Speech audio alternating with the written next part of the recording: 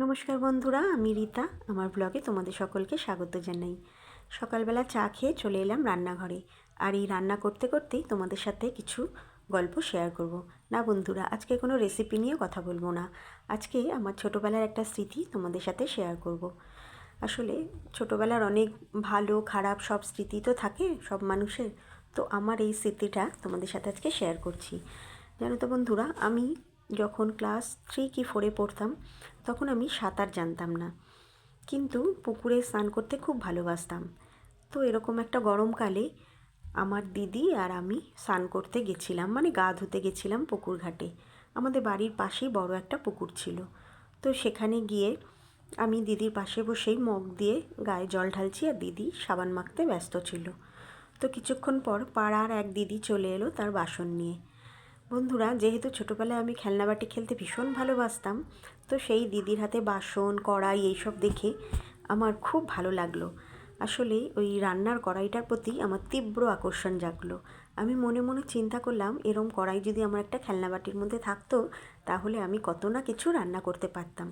তো যাই হোক, এইসব ভাবতে ভাবতে ওই দিদিটার থেকে কড়াইটা নিয়ে কখন যে খেলতে খেলতে অনেকটা দূর চলে গেছি, না ছিল আমারও খেয়াল আর না ছিল ওই মানে আমার দিদি আর ওই দিদিটার খেয়াল। যাই হোক, কড়াইটা নিয়ে আমি যখন ডুবতে থাকি তখন আমার শুধু একটাই কথা মনে হচ্ছিল যে কড়াইটা কিছুতেই ডুবতে দেওয়া যাবে না।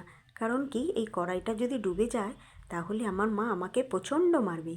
জানো তো বন্ধুরা, আমি যে ডুবে যাচ্ছি সেই বিষয়ে কিন্তু আমার কোনো ভ্রুক্ষেপই ছিল না, অথচ ওই কড়াইটা যে ডুবে যাবে সেটা নিয়ে আমার যত চিন্তা। তো ওই কড়াইটা আমি কিছুতেই হাত থেকে ছাড়িনি যতক্ষণ না আমাকে কেউ উদ্ধার করেছে। যাই হোক, আমি তো ভাবছিলাম যে কড়াইটা হয়তো আজ ডুবেই যাবে আর আমি হয়তো মায়ের কাছে খুব মার খাবো। তো কিছুক্ষণ পর ওই দিদিটা, মানে যে বাসন মাজছিল, সে আমাকে দেখতে না পেয়ে খুঁজতে খুঁজতে দেখছে যে অনেকটা দূর আমি তার কড়াইটা নিয়ে চলে গেছি। তখন সে চিৎকার করে এবং দৌড়ে যায় আমাকে বাঁচাতে। আমি তখন মোটামুটি অনেকটাই জল খেয়ে অনেকটাই কাহিল হয়ে পড়েছি। হয়তো ওই দিদিটা না দেখলে সেদিন হয়তো আমি আর বেঁচে ফিরতাম না। কিন্তু যাই হোক, ঈশ্বরের অনেক কৃপা, আর ওই দিদিটা মানে আমার উপর আমাকে জীবন দান করেছে সেই দিন আমাকে বাঁচিয়ে। তো সেই গল্পটা হঠাৎ করেই আজকে মনে পড়লো আর মনে হলো তোমাদের সাথে শেয়ার করি। তো বন্ধুরা, আমার এই ছোটোবেলার স্মৃতিটা তোমাদের কার কার ভালো লাগলো অবশ্যই কমেন্টে জানিও।